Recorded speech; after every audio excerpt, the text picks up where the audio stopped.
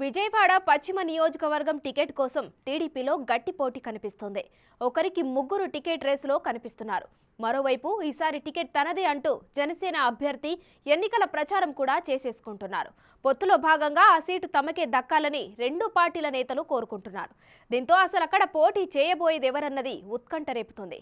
TDP ఆశావాహుల్లో ఒకరు ఎన్నికల బరిలో దిగుతారా? సీట్ల సర్దుబాటులో బెజవాడ వెస్ట్ జనసేన అకౌంట్లోకి వెళ్తుందా?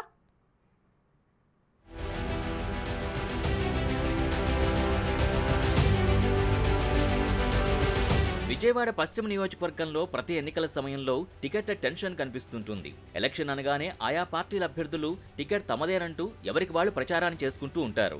వచ్చే ఎన్నికలకు అధికార పార్టీ వైసీపీ అభ్యర్థిని ఖరారు చేసింది. ప్రతిపక్షం మాత్రం పశ్చిమ నియోజకవర్గంలో అభ్యర్థిని ప్రకటించలేదు. సీట్ల సర్దుబాటులో బెజవాడ వెస్ట్ తమకే దక్కాలని టీడీపీ జనసేన నేతలు కోరుకుంటున్నారు. టీడీపీ జనసేనలోని టికెట్ ఆశావహులు ఎవరి ప్రయత్నాలు వాళ్ళు చేసుకుంటూ అధిష్టానం తమకే టికెట్ కేటాయించిందని చెప్పుకుంటూ గందరగోళం రేపుతున్నారు. మరొక పక్క అధిష్టానాన్ని ప్రసన్నం చేసుకోవడం కోసం, టికెట్ పక్కా అనిపించుకోవడం కోసం ఎత్తులకు పై ఎత్తు వేస్తూ పావులు కదుపుతున్నారు.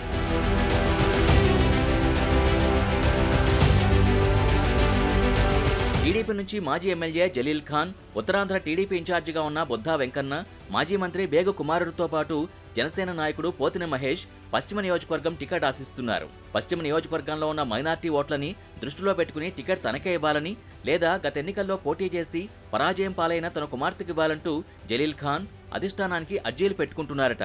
అయితే ఈసారి తానే పోటీ చేస్తానని లేటెస్ట్గా జలీల్ ఖాన్ కన్ఫర్మ్ చేశారు. ఆ క్రమంలో టికెట్ తనకి ఇవ్వకపోతే తన అనుచరులు ఆత్మహత్య చేసుకుంటారంటూ ఆయన చేసిన వ్యాఖ్యలు సోషల్ మీడియాలో వైరల్ అవుతున్నాయి ఇప్పుడు.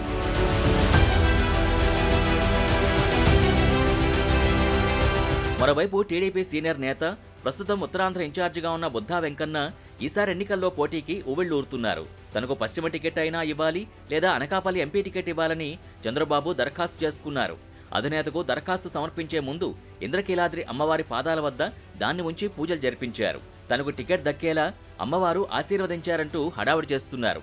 గుడికి భారీ ర్యాలీగా వెళ్లిన బొద్దా వెంకన్న తన బలాన్ని ప్రదర్శించే ప్రయత్నం చేసి కలకలం రేపారు. టికెట్ తనకే కేటాయించాలని చంద్రబాబుతో పాటు పవన్ కళ్యాణ్ కూడా కోరారు ఆయన.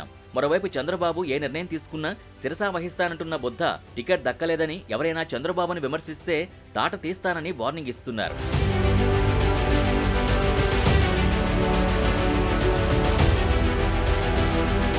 ఇక జనసేనకు సంబంధించి 2019లో అదే నియోజకవర్గం నుంచి పోటీ చేసిన పోతిన మహేష్ తనకు అధిష్టానం గ్రౌండ్ ప్రిపేర్ చేసుకోమని చెప్పారని, ఈ సీటు జనసేనకే దక్కుతుందని చాలా ధీమాగా చెప్తున్నారు.